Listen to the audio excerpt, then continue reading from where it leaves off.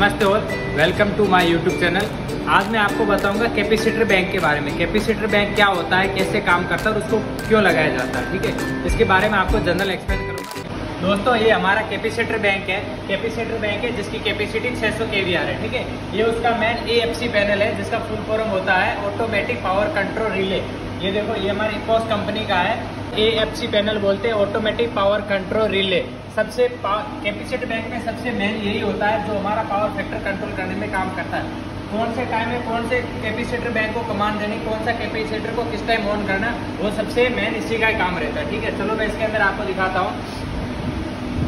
ये हमारा मेन है। सबसे पहले जो मेन इनकम आता है वो MCCB में आता है, ठीक है। MCCB के बाद ये हमारा थाइस्टर है।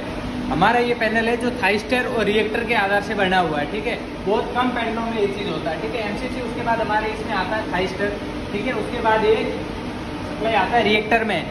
ये हमारा रिएक्टर है जिसको आप हार्मोनिक कंट्रोलर या हार्मोनिक फिल्टर भी बोल सकते हो। रिएक्टर का काम रहता है हार्मोनिक को कंट्रोल करना। जो भी इलेक्ट्रिकल करंट के अंदर जो वेव रहती है उस वेव को कंट्रोल करके हमारे कैपेसिटर को सेफ्टी प्रदान की। इसका मुख्य रीजन होता है कि एक हार्मोनिक को फिल्टर करना। कैपेसिटर की सेफ्टी के लिए ये हार्मोनिक फिल्टर लगाया जाए। कोई इसको है ना ट्रांसफार्मर भी बोलता है, बट वो गलत है। ये कोई ट्रांसफार्मर नहीं है, ये एक हार्मोनिक फिल्टर है। इसको रिएक्टर भी बोल सकते हो और इसका नाम है, एक शुद्ध नाम रिएक्टर भी है, ठीक है। ये हमारा थाइस्टर है जो विद्युत का समकंडक्टर रहता है, ठीक है। एनोड, कैथोड, गेट, 3 प्रकार के इसमें समकंडक्टर लगे हुए रहते हैं। ये हमारा डिस्चार्ज स्विच है, ठीक है। ये हमारा डिस्चार्ज स्विच, ये काम है कैपेसिटी। हमारा जो ये रिले है, ये रिले इसको कमांड देता है कौन से टाइम में। थाइस्टर को कमांड देता है। थाइस्टर पावर सप्लाई रिएक्टर में जाती है और रिएक्टर से कैपेसिटर में जाती है, ठीक है।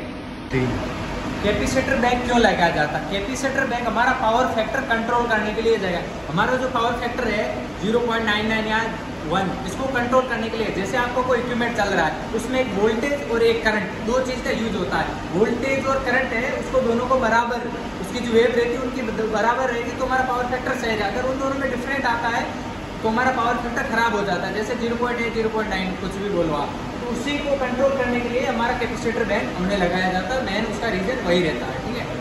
अभी मैं आपको बताऊंगा पावर फैक्टर कितने प्रकार के होते हैं। 3 प्रकार के पावर फैक्टर रहते हैं, उसी प्रकार 3 प्रकार के लोड रहते हैं। एक हमारा रहता है यूनिटी पावर फैक्टर, दूसरा हमारा रहता है लैगिंग पावर फैक्टर, तीसरा रहता है लीडिंग पावर फैक्टर। उसी प्रकार 3 प्रकार के लोड रहते हैं। आपका एक प्रकार का रहेगा resistive load, indicative load, capacitive load. Resistive load जैसे आपका heating equipment, elements, pizza oven, steam oven, ऐसा कुछ रहते हैं, वो रजिस्टिव लोड में आते हैं जिसका हमेशा 100% यूनिटी पावर फैक्टर रहता है। दूसरा आपका आता है रजिस्टिव लोड। रजिस्टिव लोड आपका मोटर, ट्रांसफार्मर, HVAC के जितने इक्विपमेंट वो सब रजिस्टिव लोड में आते हैं। उसमें आपका लैगिंग पावर फैक्टर रहेगा। दूसरा आता है कैपेसिटी लोड। कैपेसिटी लोड रहता है जिसके अंदर आपके जो कैपेसिटर बैंक वगैरह ये है ना, ये सारा कैपेसिटी लोड में आता है। अगर हमारा वीडियो आपको अच्छा लगा तो प्लीज लाइक, सब्सक्राइब, शेयर और कमेंट करें। इसी प्रकार के और वीडियो देखने के साथ हमारे साथ जुड़े रहे। Thanks all.